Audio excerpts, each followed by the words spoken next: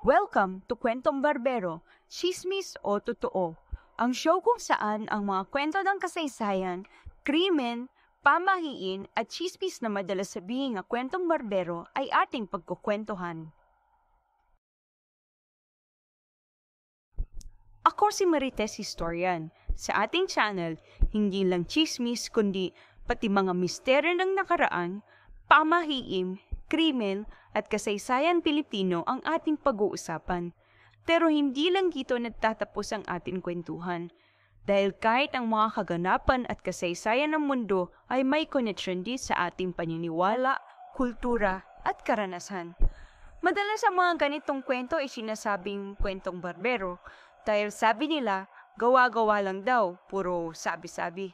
Pero teka lang, hindi ba't may mga kwento na dating chismis pero kalaunan ay napatunayan totoo? Sa mga nakaraang araw, usap-usapan sa mainstream media at social media ang lumalalang tensyon sa pagitan ng Iran at Israel. Matapos magpalitan ng airstrikes at missile attacks ng dalawang bansa, mayroon pang reports ng involvement ng Amerika at Western allies.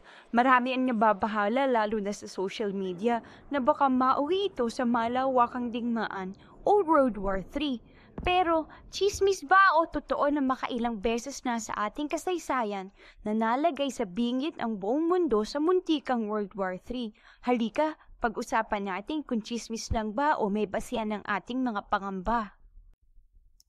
Paano nga ba nagsimula ang isang World War? Sa kasaysayan, ang World War ay hindi basta-basta sumiklab ng biglaan.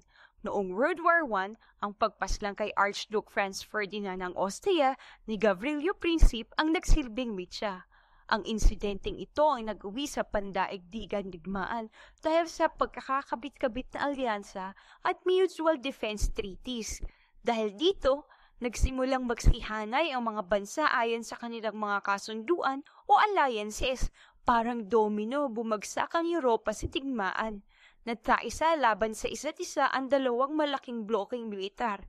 Sa isang panig, Germany, Austro-Hungarian Empire, Bulgaria at Ottoman Empire. Sa kabila naman, Serbia, Greece, Portugal, Belgium, Great Britain, Russia, Japan at sa kalaunan ay sumali na rin ang Amerika.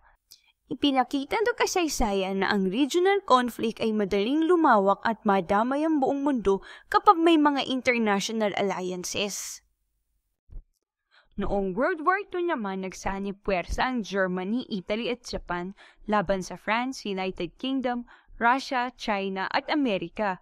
Nagsimula ito nang salakay ni Adolf Hitler ang Poland noong 1939 na naging dahilan para magdeklara ng digmaan ang France at United Kingdom laban sa Germany. Sa Asia naman, subiklab ang mas malawak na labanan ng atakihin ng Japan ng Pearl Harbor noong 1941 dahilan para pumasok ang Amerika sa digmaan. Dito na naging ganap ng pandaigdigang trahedya ang gyera na kumitir ng milyong-milyong buhay. Ang pattern, magsisimula sa isang regional conflict tapos madadamay ang malalaking bansa dahil sa mga kasunduan at alyansa. Isa sa pinakadelikadong yugto ng Cold War ay nang madiskubre ng Amerika na may mga nuclear missile ang Soviet Union na itinatago sa Cuba na napakalapit sa US mainland. Nandeklara ng naval blockade ang Amerika para pigilan ang pagdating ng karagdagang armas mula sa Soviet Union. Sa loob ng 13 araw, halos araw-araw ay nakaalertong mundo na baka sumiklab na ang nuclear war. Muntik nang magkaroon ng sagupaan ng pabagsakin ng Cuba ang isang American spy plane at nang ang isang Soviet submarine ay muntik nang magpakawala ng nuclear torpedo dahil akala nila ay giyera na. Naresolba lang ito matapos pagkasundo ang US at USSR na alisin ng Soviet missile sa Cuba at inalis naman ng Amerika ang missiles nito sa Turkey. Ang Amerika at ang North Atlantic Treaty Organization o NATO ay may sinusundang DEFCON o Defense Readiness Condition. DEFCON 5 ang pinakamababa for peace.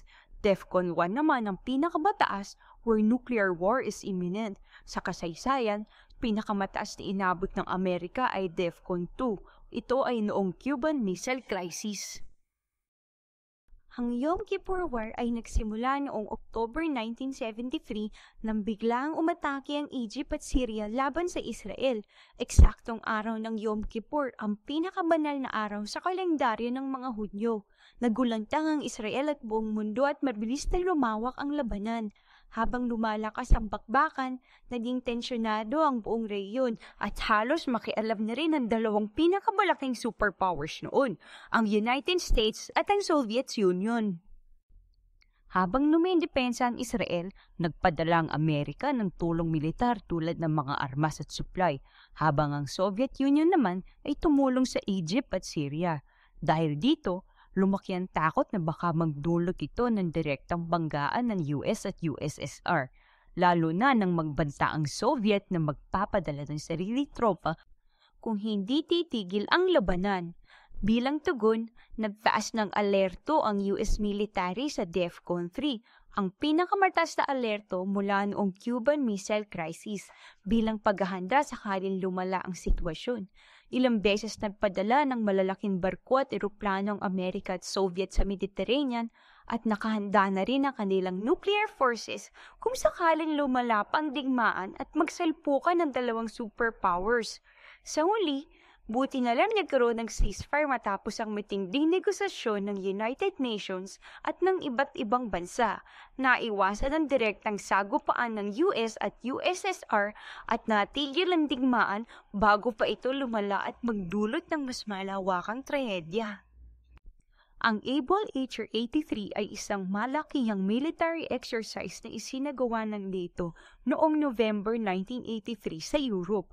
Ang layunin ng drill na ito ay subukan ng kanilang kakayahan na maghanda at tumugon sa posibleng nuclear conflict.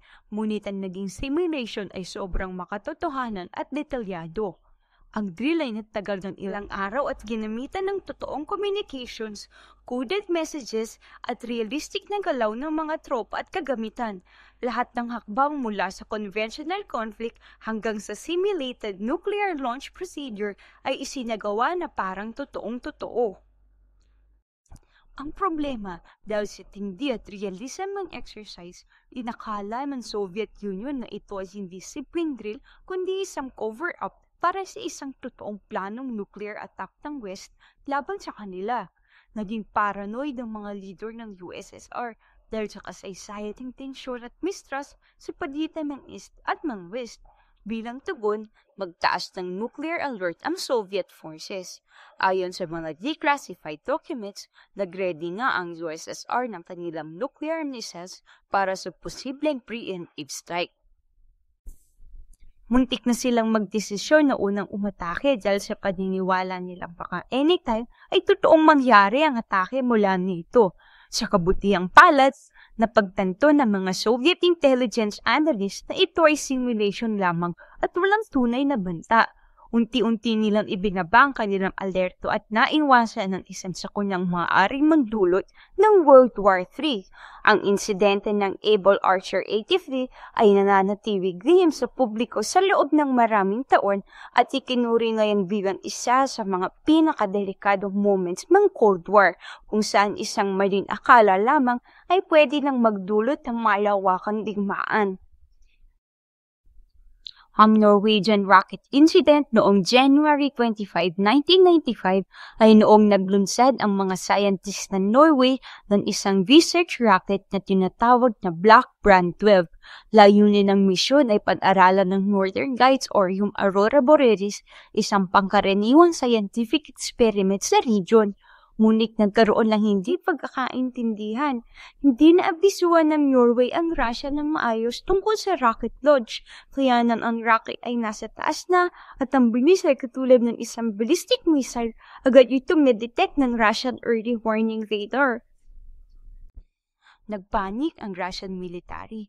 Inisip nilang ito ay isang American nuclear missile na posibleng inilunsad mula sa isang submarine para simulan ng nuclear attack. Dahil dito, agad nilang inalerto si Russian President Boris Yeltsin. Sa kauna-una ang pagkakataon sa kasaysayan, inactivate ni Yeltsin ang kanilang nuclear briefcase. Isang portable device na ginagamit para magbigay ng command kung kinakailangan maglunsad ng nuclear retaliation. Sa loob ng mahigit 5 minuto, nagkaroon ng tensyon sa Kremlin. Hawak ni Yeltsin ang kapangyarihang magdesisyon kung magpapakawala pa sila ng nuclear missiles pabalik sa Amerika base lamang sa kanilang radar ratings. Pati mga top Russian generals ay naghihintay ng kanyang utos. Mabuti na lang, bago pa magbigay ng anumang command si Yeltsin, na-verify ng Russian military na ang rocket ay lumihis ng direksyon papuntang Arctic Ocean at hindi papunta sa Russia. Sa huli, napag-alaman nilang scientific experiment ng pala ito at walang banta ng nuclear attack. Ang insidenteng ito ay patunay kung gaano kabilis at gaano kadelikado ang miscommunication sa panahon ng nuclear tension. Isang maliit na pagkakamali pwedeng magdulot ng malawakang digmaan. Sa panahon ngayon, mabilis kumalat ang balita, tama man o hindi. Social media amplifies both facts and rumors. Madaling mapaniwala ang tao kapag trending na ang World War III, lalo na kung may kasamang dramatic na larawan o video. Kaya napakahalaga ng fact-checking at pagiging mapanuri bago maniwala o magpakalat ng balita. Base sa kasalukuyang datos, mababa pa rin ang posibilidad ng malawakang digmaan. Regional ang sakop ng tensyon, wala pang direkta o official na paglahok ng mga superpowers. Diplomatic channels ay bukas pa rin at may mga efforts para pigilan ang paglala ng sigalot. Ang tunay na panganib ay ang escalation kung may mali kalkulasyon o insidente na magpapasimula ng chain reaction. Laging suriin ang balita, huwag magpadala agad sa takot. Ang mga namumuno ay kadalasang mas interesado sa stability kaysa sa kaguluhan. Iba ang impact ng social media ngayon kaya dapat ay mapanuri tayo. Ang mga digmaan ay may malalim na ugat at mahaba ang proseso bago maging global conflict.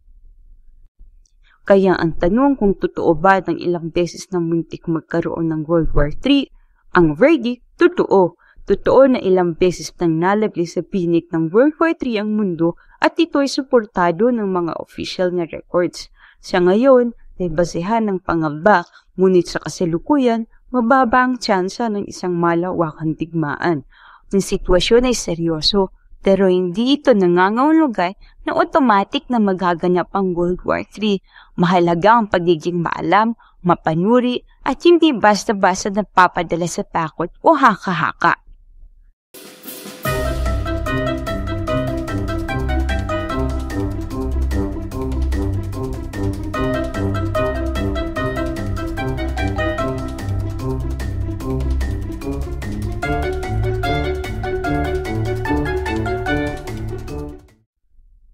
Ayan mga kamarites, natapos na ang ating kasaysayang kwento.